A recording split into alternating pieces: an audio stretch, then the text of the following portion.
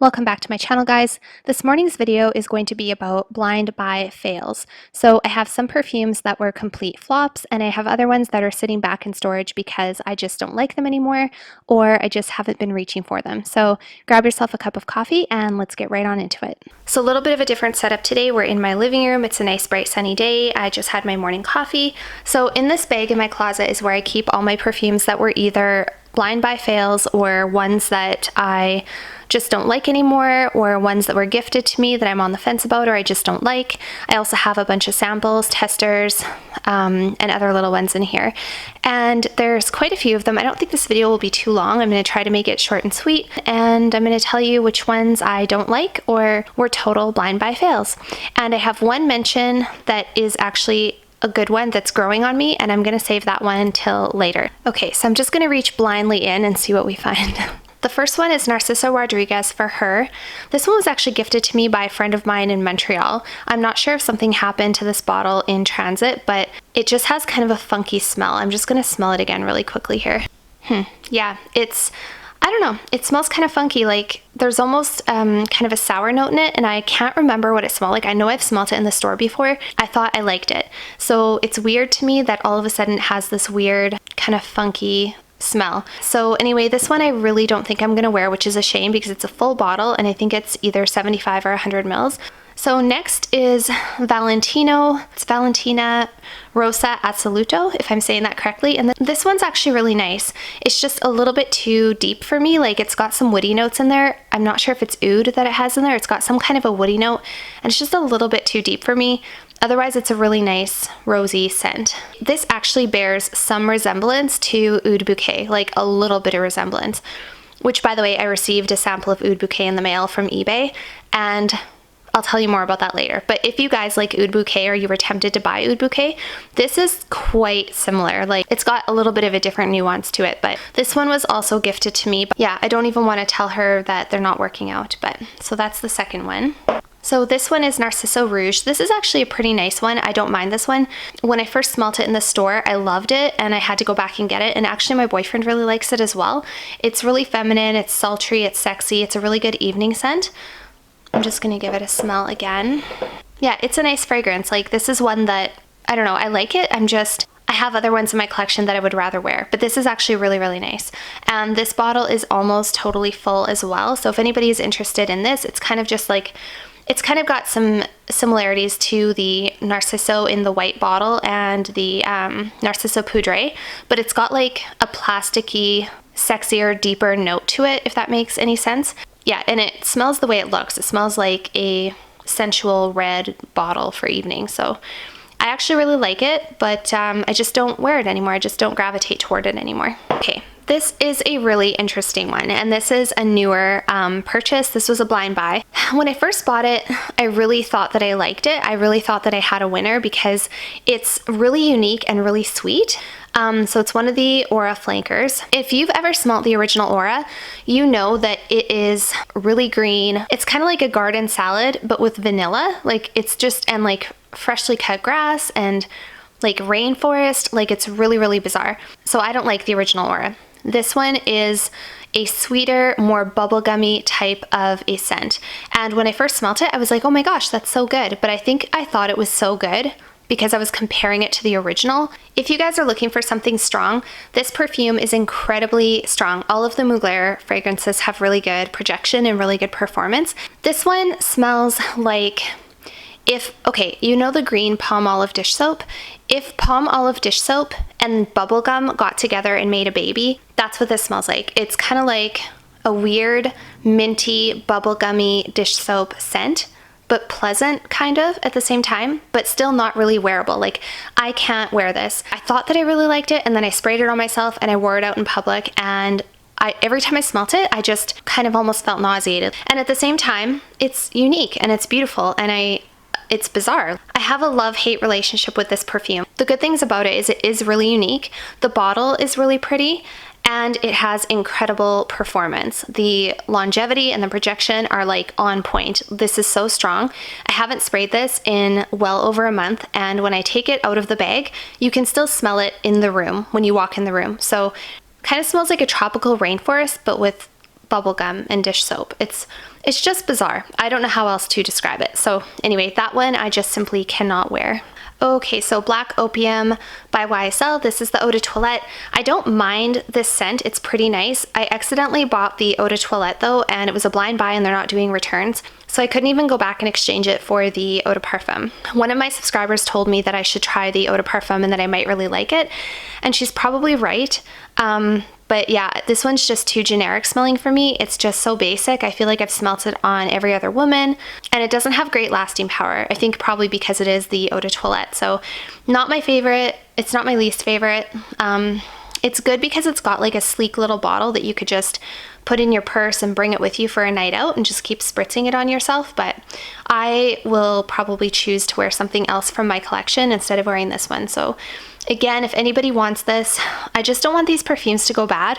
So just find me on Instagram and send me a message and we can work something out, seriously. This one, you guys, I'm really disappointed in. This is the Versace Erce Pour Femme. I actually blind bought this one pretty recently, and I remember smelling it in the store and thinking that it was quite strong, and I remember really liking it in the store. For some reason now when I smell it, I can hardly smell anything. It's just very light, nothing like what I was expecting. I was hoping it would be more like pungent, citrus, fresh, you know, a little bit stronger. I was really just hoping for something stronger. This fragrance just doesn't do it for me at all, and I know a lot of people really like Versace Erce, so I'm kind of disappointed. I think the bottle's kind of unique. The men's Versace Erce, like for men, is really good. Like, it's got great performance. It smells really good. It smells like a boss fragrance. This, on the other hand, is not so good. Okay, so next up we have Valentino Donna. This isn't a blind buy fail. I actually really like this perfume. It's just in my bag because I haven't been grabbing it to wear it lately, and I don't really have a lot of room for it on my perfume tray. So out of all my perfumes, it's just one of my least grabbed for ones. But it's a really beautiful perfume. So this one I'm not planning on selling or giving away. I just don't have room for it, and it's just kind of like in storage right now because I haven't been grabbing for it. So this one's actually a really nice leathery kind of floral perfume. Okay, next up we have Gucci Guilty. This one, you guys, I was so disappointed in. I had such high hopes for it. Okay, if you've smelt the original Gucci Guilty, it's very like evening, clubbing, sexy, nighttime appropriate. I was kind of hoping this would be the same thing. The bottle is absolutely gorgeous. I looked up all of the notes before I purchased it, and I was really hoping it would be like a sexy floral scent, and it's really not. It is so basic.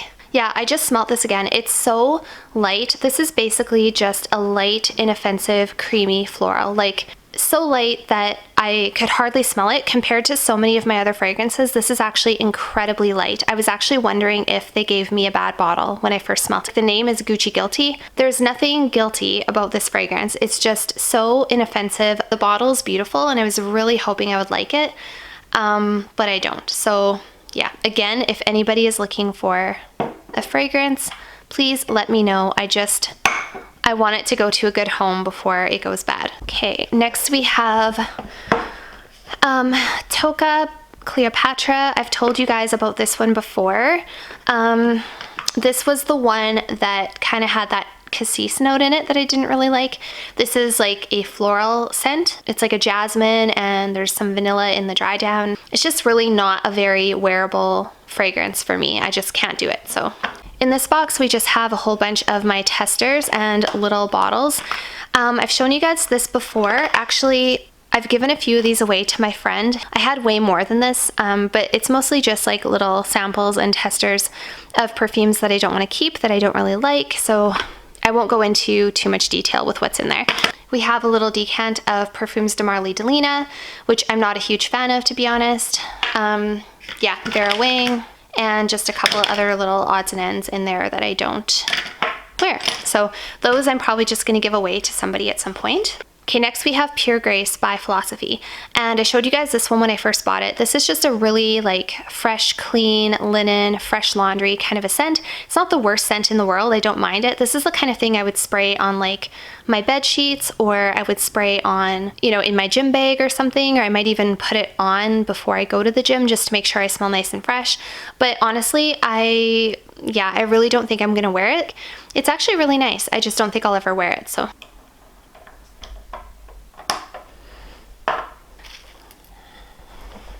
Next we have Jean Paul Gaultier Classique, and I believe this is the Eau de Toilette. This one I didn't do too much research before I picked it up. I was just at the drugstore. I was impulsively buying perfumes. I think the Eau de Parfum would have been better. A lot of people have told me the Eau de Parfum is quite a lot better.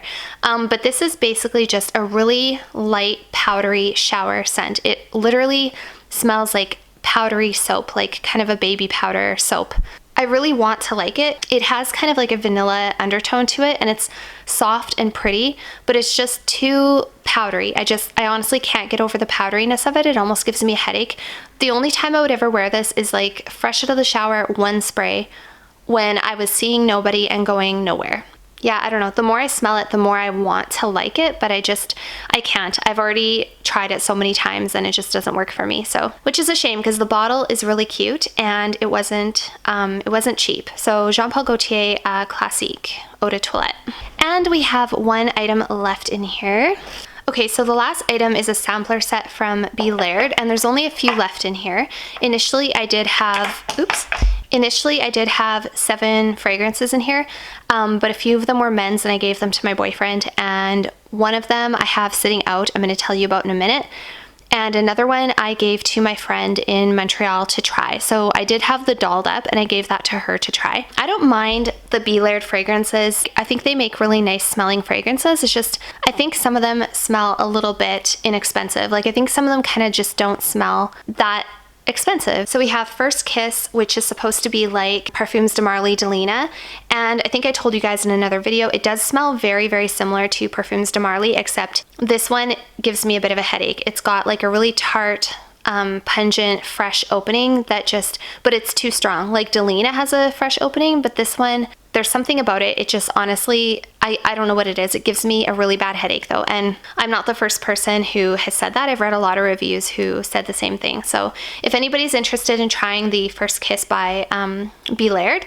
definitely let me know because I will gladly ship this off to somebody. The second one I have is the F Me. It's an original creation, but it's very, very similar to Paco Rabanne Olympia, except I prefer Olympia. It's not bad. My boyfriend actually likes it. He says it's good. I think it's like a typical mass-pleasing type of a scent, but I just have better fragrances in my collection. And then we have a sample of Cherry Delight, which is supposed to be like a dupe for Tom Ford's Lost Cherry, and I just don't care for this. It's too heavy and I don't really like the cherry almond combination. It just doesn't sit well with me. So this was the one I wanted to give a shout out to. This is the First Kiss exclusive by the Be Laird line. And this is supposed to be like Parfum de Marly's de Lena Exclusive, which I have not smelled. When I first smelled the Be Laird sample set, this was the one that I liked the most, and I was kind of on the fence about whether I liked it because it is very different and it is like a little bit deep and a little bit heavy kind of, because they do have like an oudi note in there. They have chocolate, and you guys, this one's actually growing on me. I kept it out because I wanted to keep on going back and smelling it, and the more I go back and smell it, the more I'm like, you know what, I actually really like this. So I did cave and I ordered a full-size bottle. It's really inexpensive. Like they're way less expensive compared to other designer fragrances, and you guys, I actually really like this. I'm gonna smell it again. Yeah, you know what I like about it is that it's very, very unique. So if you've smelt de Lena, you know how it's got that tart rhubarb. Imagine this is like that sour rhubarb note, but it also has chocolate mixed in with it and a little bit of woody notes and some vanilla and a little bit of floral. It's just so unique. I have nothing else like it in my collection. And you guys, I just fell more and more in love with it the more I smelt it. The thing I have to say about the Be Laird fragrances, even though I wasn't thrilled with all of them, they have really good projection. Like they're quite strong. You don't need very much. I almost gave it away, so I'm really glad that I didn't, because it almost made its way into the bag of banished fragrances. But no, this one's back out on my counter, and I'm gonna try wearing it over the next couple months and see how I like it. That's everything that I had in my little bag. Those are all of my either blind buy fails or perfumes that just haven't been working out for me, perfumes I haven't been liking. I hope that you enjoyed, and again, like I said, I really don't want these to go to waste. I have them posted online trying to sell them, but of course, people are not buying perfumes right now because of the whole COVID thing, which I understand. Budgets are a little bit tight and people just have other priorities, right, than perfume.